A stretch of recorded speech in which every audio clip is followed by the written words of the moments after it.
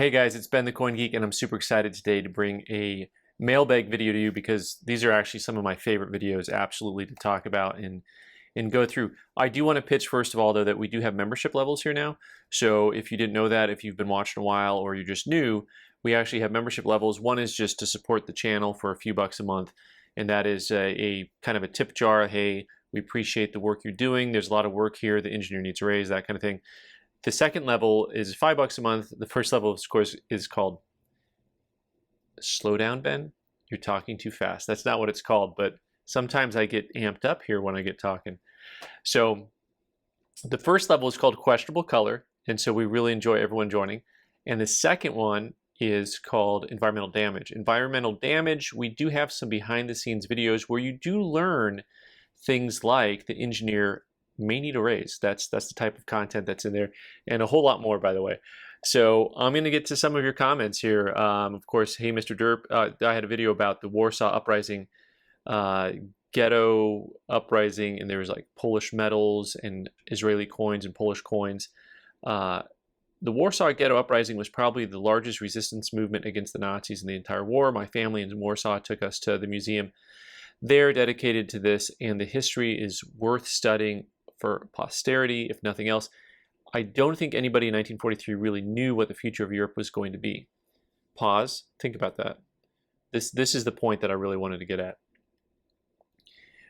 You know, in retrospect, there's always the way that we view things. We view things with more knowledge than anyone had at the time, right? So same thing. So when you watch the news today, it's like, wow, wow, wow, wow, wow. And then like down the road, you can look back and say, oh, maybe this, maybe that. You can play armchair quarterback. Right? The fate of the East was still anyone's guess. Nazi expansion finally ended at the conclusion of the Battle of Stalingrad that turned the tide. But who knew? Who knew is right. Armchair quarterbacking. I always wonder what if they had only held on for longer, say until the spring of 45 or so. It wouldn't have been this legendary, of course, but I wonder how much better the outcome would have been. So the point about this is, of course, obviously the way we view history, but also there's like odd tokens and medals and stuff that you can get into that commemorate stuff, but there's also stuff from the time period that teaches you about what was going on, right? So you can actually go ahead and see things, so like old tokens or money. So some of these concentration camps had money that they used. That's very, very interesting. And so historically, we can collect coins and paper money and stuff as something that commemorates things that we know about, but also there's little time capsules that you can get if you can get stuff that's actually from an event, and to me that's really, really cool.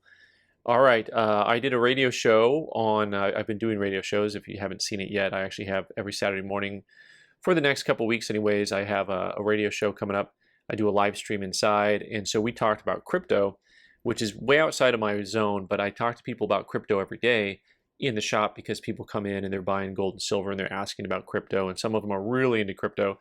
So that's actually a video I think worth watching, because the discussion is worth having, because it involves all of us. So just like we're talking about who knew in 1943, well, who knows in 2021 what currency is going to look like in 5 or 10 years, right? And maybe you look back, you're like, wow, that was really pivotal back then, but we didn't know. So I had a lot of comments about this. One here, Benoit saying that crypto won't solve the inflation problem. You had inflation even during gold and silver times. There's a lot of truth to this. I think that, you know, you can't avoid inflation in general. Inflation is this weird thing because it actually causes poverty and it causes wealth at the same time. In other words, the majority of people who are moving from California to Tucson right now, their wealth is based on inflation, right? They're the inflation of the housing market, right? And that area out inflated the actual currency inflation. So, and from one area to the next, you can have inflation in certain areas that actually cause wealth. Of course, if you're on a fixed income and making 0.2% in a 6% inflation world, your money becomes worth less and less and less as you don't have new revenue streams. So one of the other comments about inflation or about crypto, there's a couple that I got to get to. One was about quantum computers.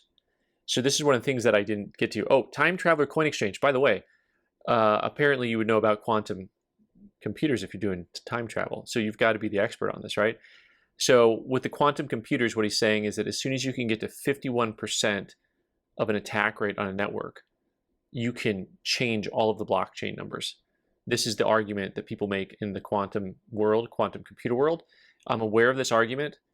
I don't know enough about this to say yes or no, but I'm aware of the argument. And so other views can seek out this information and see for yourself on crypto. Can and will are two different things. But like I've said before, one of my doubts about crypto is that it's electronic. And from what I talked about people, anything electronic is, what would you say, not secure at the end of the day. Sticks and stones, you're stepping outside your box. This was in remark about some of the interviews that I had done. Nice to see the education and knowledge of the hobby is the most important thing for growth. Crackouts are fun, but repetitive. And if that's a word, it's only for fun, which is lots of fun, but not education. But education will go much farther. Great video, awesome interview. Keep it up. All right. So I really appreciate this comment because these are the things I enjoy doing. And these are videos that are not going to get the same views. Crackout videos will always get more views because there are people who are not hardcore collectors who find them interesting, right? They just want to see the highlights, right? So it's like the guy, like me with sports. I don't actually really watch any sports. I just catch highlights now and again. And crackouts are like highlights, right? So people are like, oh, I want to watch that. I want to watch that. Now, how did it go? What happened? What happened? It's a what happened thing.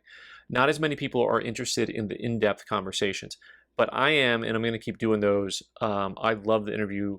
I love talking with people about stuff, and the interview format is one of my favorite things. All right, Rusty says, how many hours do you normally work in a 6-day week, not counting the home you do? So, of course, my reply to Rusty online was, work? What's work, right? So there's a little bit of that what's work kind of attitude. I don't calculate it. Like, I honestly don't work as hard as a lot of people do. I mean, I work on what I work on, and I'm trying to work more effectively instead of working more hours because I have a family and stuff. So I'm not, I see people out there who are just, I honestly got to be putting in 70, 80 hours a week into some of this YouTube stuff. I mean, just the YouTube stuff, Christian over at Treasure Town, I don't know how many hours he's putting in, but during the summertime, I know he was because he's got other stuff that's going on and that's for him to talk about. But during the summertime, I know, like, a video that we did together, it took me like 5 weeks to upload it. I told him I uploaded it, and he's like, yeah, that video for me is 7 weeks out. It's like, what? He's got 5 websites and stuff. So I'm like, I'm not there. I'm not there at all, so, all right. So this is also from the radio show. Brad and On are telling us that the Ralphie story hit him hard. So I had a story about an old customer named Ralphie who I had just the heart and soul of this place for years. He'd come in almost every day and ask me, show me the good stuff, little buddy. And so we talked about that and just talked about what's great about the hobby still as individuals. It's still fun. It's still family. You get to meet people and you get to know people. And they were given a kind of a memoir to one of their friends, Charlie, who, meant a lot to them in the market and meant a lot to them, and so this is where I'm supposed to slow down and not trip over my own words. So thanks for mentioning that story, guys. That's really good. That's heartfelt, and I appreciate it. Next up, AG Argentum, Silver. Remember, the price that he quotes is the price you'll pay him, not what he'll pay you for your coins. And of course, somebody, Mad Matt Diggs, replying, well, that's how it works in business. You got to be able to have it to earn a living. You've got to be able to actually have money flowing through to make a living. And of course, yes, there's a difference between wholesale and retail. But there's a couple ways to look at this because everyone's like, well, he's got to make money. And it's like, yes. And that's everyone who's in any type of business has to make money, right? It's not like if you work for a state agency that they don't have to in some way, make money. That's a bad example because because of taxation. That's not the best example. But like if someone's just baking apple pies and selling them, right? I mean, it's not like you'd ever ask someone who baked an apple pie for you to sell it to you at cost or below cost, right? That it's just kind of an interesting way of looking at the world. Now you pay different amounts for things depending on someone's lifestyle and overhead. right? So the argument that mail order companies make is like, well, we have all that TV ads we have to pay for.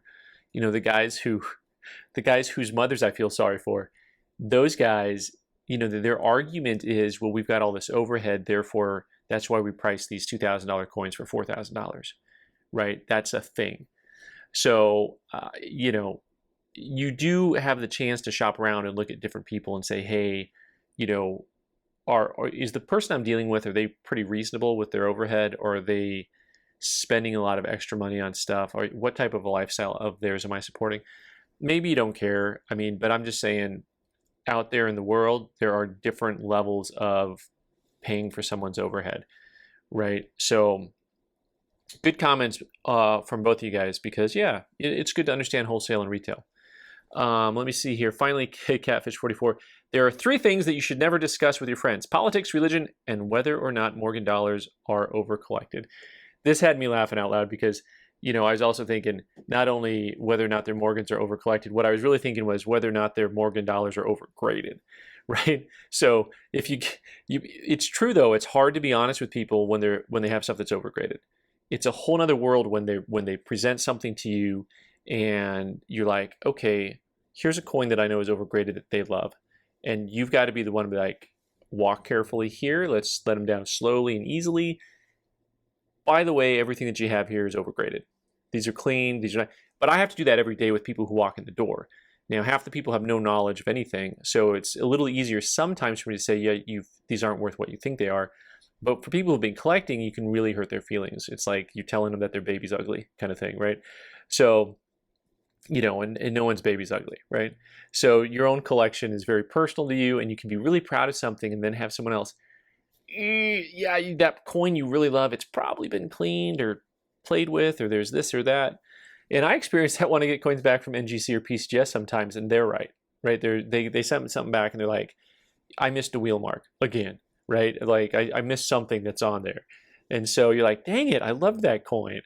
Why you gotta hurt me, bro? Why you gotta do that? Right now, this is when the engineer shows up to work while I'm sitting here talking, which is okay because he's the engineer, so he can just edit that part out if he wants to, or not, because he has all the power to make the show happen. How many other people are coming in with you? Okay. So this is where I have to bid adieu because everyone's showing up for work today. So like, share, subscribe, all that YouTube stuff, guys. Thanks so much for watching. I'll talk to you soon.